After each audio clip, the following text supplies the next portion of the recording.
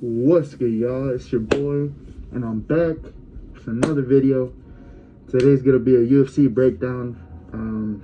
We're gonna be going over all the fights, all the recent UFC events that have gone down. Alex Pereira versus Magomedov 2. We got Jiri Prochazka versus Roundtree. Good fight. And wow, the heavyweights are coming back, or the light heavyweights are coming back, and Alex is officially back on the champ roster, and potentially might go down as one of the greatest fighters in UFC history, in my opinion at least. Because I do think Alex has a very, very big chance of going to heavyweight and possibly fighting either Tom Aspinall or Ciryl Gane or any of the other heavyweights. But Alex's number one, weakness is wrestling. Now, Ank couldn't take him down in the first fight, which is, he was sick. He had COVID or something, He definitely was injured. He definitely wasn't himself 100%. And you know what? I believe it, because he knocked his ass out in the first round. Dropped him with a big overhand right and just, went to town on him and got the finish. Shama.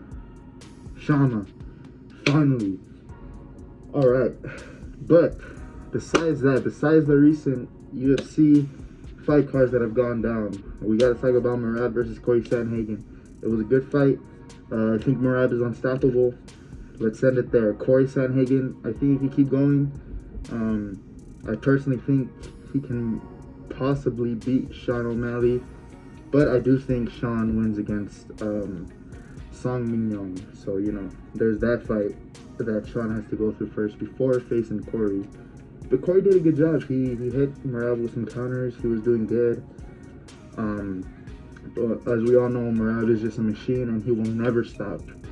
So there's that. And today I want to break down on why Islam Makhachev is going to be Ilia Topuria, and why I think that 100%. Right now, I got the Charles Oliveira versus Ilia Topuria fight going on, and I just been watching that on rewatch, on repeat, and I've been thinking, yeah, sure, Ilia is good at grappling too. He's high level, of course. He wouldn't be in the UFC otherwise. He wouldn't have those UFC highlights otherwise. But I do think he got taken down too easily by Charles, even though Ilia ended up on top, because I know for a fact Islam would not, and I repeat, would not be taken down like that, especially by Charles, because as we all know, Islam fully decimated Charles in their fight. He just full on murdered him. First of all, dropped him with an overhand right, and then just, made him, just tap out, and that was the end of that fight. And that was the only other person to easily defeat Charles Oliveira besides Ilia Topuria, of course, now. And it's a really, now Ilia has an advantage in the striking, but Islam has a bigger advantage in the wrestling and the grappling. Do I think that Ilia goes out easy by Islam? No. I do think it's going to be like a competitive fight for the first few rounds, but then I think Islam is just going to find his way and just submit him or knock him out, because Islam has good striking too. Not many people know this. Islam has very good striking. Him with Volk in their first fight, he just had a weight cut. He was drained, and he had to go down a weight class, and it was a hard fight for him with the first Volkanovski fight.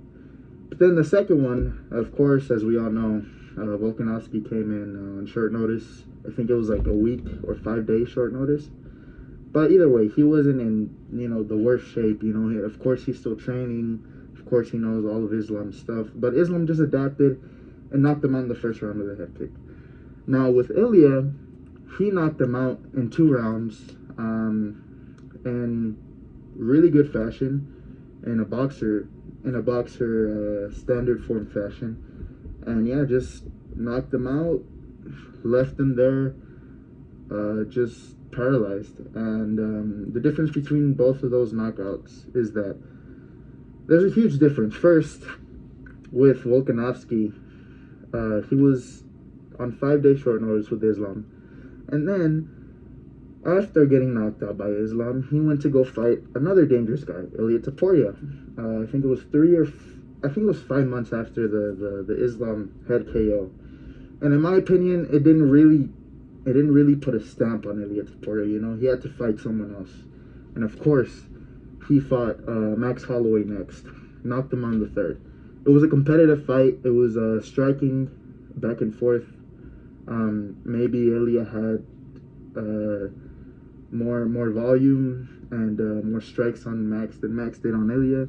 But Max still hung in there. He still was moving forward, pressuring Illia pressuring him. They were both pressuring each other.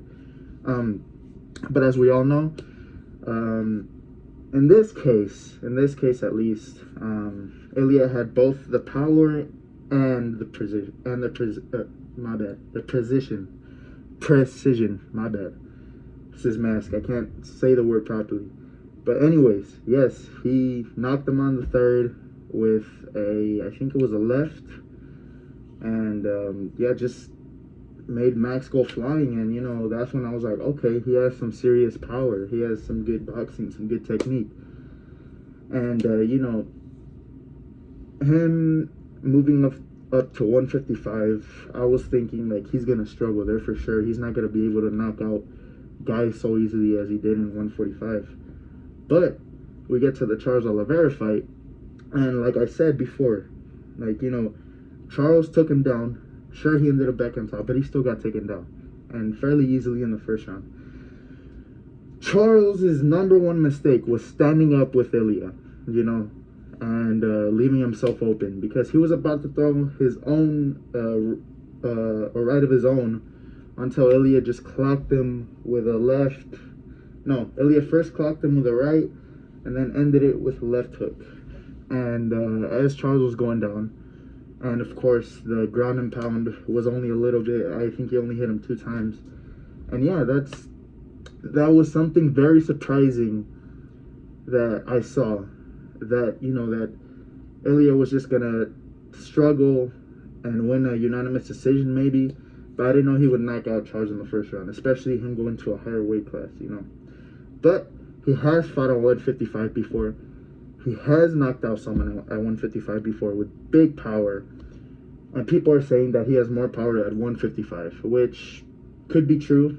But I do want to see him rematch Max Holloway at 155 just to see the difference, because I do think Max was drained in that first fight with Illia, and he didn't have much advantage. But nonetheless, Illia does have power.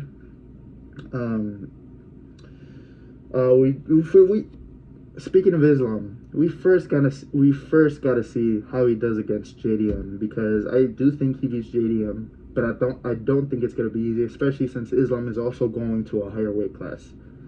You know, as we all know, Illia's gonna stay at 155. He said he wants to become a 3 weight class world champion, and you know, he can do it. Maybe he can do it. I just don't think he beats Islam by doing it. I think he beats anyone else, but I just don't think he beats Islam. I think Islam is his kryptonite.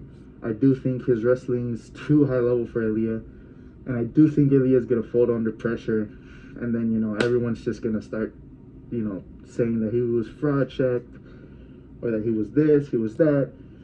As we all do with all the UFC fighters, as we all do with boxing. It's not just UFC, it's boxing too. You know, every time a fighter loses, they get fraud checked, because they present themselves as better than they actually are.